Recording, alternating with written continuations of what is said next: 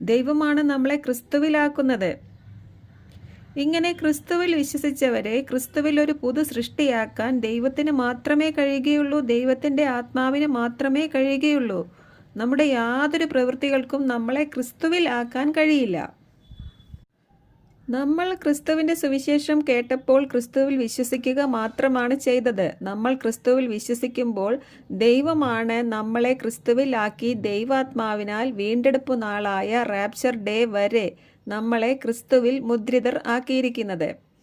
റോമാലേഖനത്തിൻ്റെ 6, 7, 8 അധ്യായങ്ങളിൽ നമ്മൾ എങ്ങനെയാണ് ക്രിസ്തുവിനോട് ചേരേണ്ടതെന്നും അതിനായി നമ്മൾ എന്തൊക്കെയാണ് വിശ്വസിക്കേണ്ടതെന്നും അങ്ങനെ ക്രിസ്തുവിനോട് ചേർന്നാൽ എന്തൊക്കെ അവകാശങ്ങളാണ് ലഭിക്കുക എന്നും എഴുതിയിട്ടുണ്ട്. വെളിപ്പാട് പുസ്തകത്തിൻ്റെ ഈ ക്ലാസ്സുകൾക്ക് ശേഷം അക്കാര്യങ്ങളെല്ലാം നമുക്ക് ഡീറ്റെയിൽ ആയി പഠിക്കാം. ഇപ്പോൾ ഇത്രയും മനസ്സിലാക്കുക, ക്രിസ്തു എനിക്ക് വേണ്ടി കൂടിയാണ്